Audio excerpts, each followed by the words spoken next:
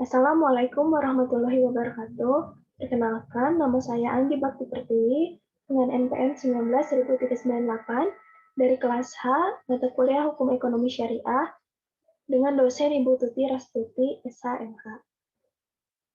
Di sini saya akan menjelaskan materi mengenai pelaksanaan KIAR dalam transaksi jual beli syariah. Pada materi kali ini, poin-poin yang saya akan bahas adalah mengenai pengertian jual beli, rukun dan syarat jual beli, pengertian KIAR, macam-macam KIAR, KIAR dalam jual beli, pertanggungjawaban penjual terhadap barang cacat yang dijualnya. Pertama, saya akan membahas mengenai pengertian jual dan beli.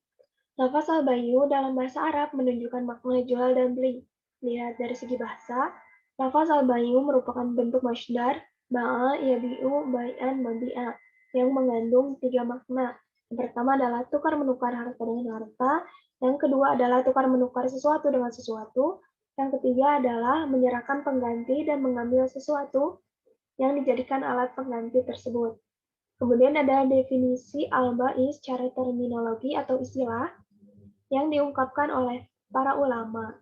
Di antaranya ada menurut Hanafiyah, jual beli menurut beliau adalah saling tukar menukar sesuatu yang disenangi dengan semisalnya atau kepemilikan harta dengan cara tukar menukar dengan harta lainnya pada jalan yang telah ditentukan. Kemudian ada dan menurut Malikiyah, menurut beliau jual beli adalah akad saling tukar menukar terhadap selain manfaat atau akad saling tukar menukar terhadap bukan manfaat, bukan termasuk senang-senang, adanya saling tawar-menawar, salah satu yang diperuntukkan itu bukan termasuk emas dan perak, bendanya tertentu, dan bukan dalam bentuk zat benda. Kemudian ada menurut Syafi'iyah, menurut beliau jual beli adalah akad saling tukar-menukar yang bertujuan memindahkan kepemilikan barang atau manfaat yang bersifat abadi, atau akad yang mengandung saling tukar-menukar harta dengan harta lainnya dengan syarat-syaratnya, tujuannya untuk memiliki benda atau manfaat yang bersifat abadi. Kemudian ada menurut Hanabilah, menurut beliau, jual beli adalah saling tukar-menukar harta dengan tujuan memindahkan kepemilikan atau saling tukar-menukar harta walaupun dalam tanggungan atau manfaat yang diperbolehkan syarak.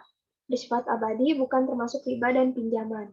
Kemudian saya akan membahas mengenai rukun dan syarat jual beli.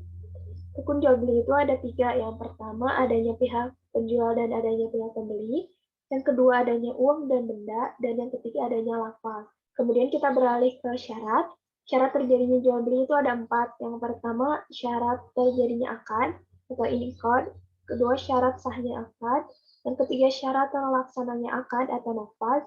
Yang keempat adalah syarat luzum. Dan di dalam syarat jual beli ini ada beberapa catatan. Yang pertama itu adalah jika syarat terjadinya akad tidak terpenuhi, maka akad itu akan batal. Yang kedua, jika syarat sah tidak terpenuhi, maka akan fasid. Yang ketiga, jika syarat nafaz tidak terpenuhi, maka akad akan mauquf atau cenderung boleh. Kemudian, jika syarat luzum tidak terpenuhi, maka akad tersebut mukhayyar atau pilih-pilih, baik khiyar untuk menetapkan maupun membatalkan. Yang selanjutnya saya akan membahas mengenai pengertian khiyar. Secara bahasa, khiyar berarti memilih, menyisihkan, atau menyaring. Kemudian secara etimologi, khiyar berarti memilih mana yang lebih baik dari dua hal atau lebih.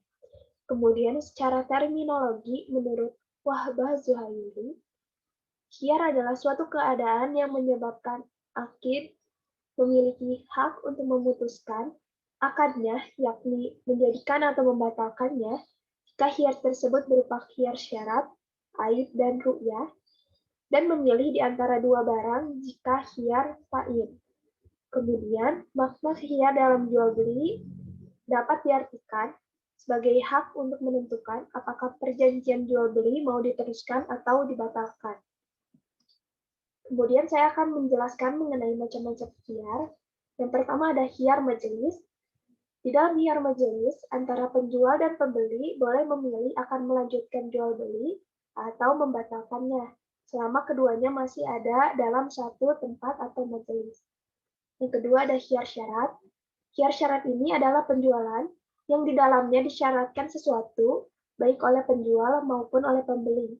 Nah, khiar syarat ini juga terdapat di dalam pasal 271 sampai pasal 274 kompilasi hukum ekonomi syariah. Kemudian yang ketiga ada khiar aib. Di dalam khiar aib, jual beli disyaratkan kesempurnaan benda-benda yang dibeli. Khiar aib ini juga terdapat di dalam pasal 279 sampai pasal 286 kompilasi hukum ekonomi syariah. Kemudian yang keempat ada khiar ta'in. Khiar ta'in adalah hak pemilih antara barang-barang yang diperjualbelikan. Kemudian yang kelima ada khiar ru'yah. Khiar ru'yah ini adalah hak pilih bagi pembeli untuk menyatakan berlaku atas batalnya jual beli yang ia lakukan terhadap suatu objek yang belum ia lihat ketika akad berlangsung. Nah, khiar ru'yah ini juga terdapat di dalam pasal 276 sampai pasal 278 kompilasi hukum ekonomi syariah. Kemudian yang keenam ada khiar naqdi. Nah, khiar naqdi ini merupakan jual beli yang dilakukan oleh dua orang dengan syarat bila pembeli tidak melakukan khiar ini dalam waktu tertentu, maka tidak terjadi jual beli antara keduanya.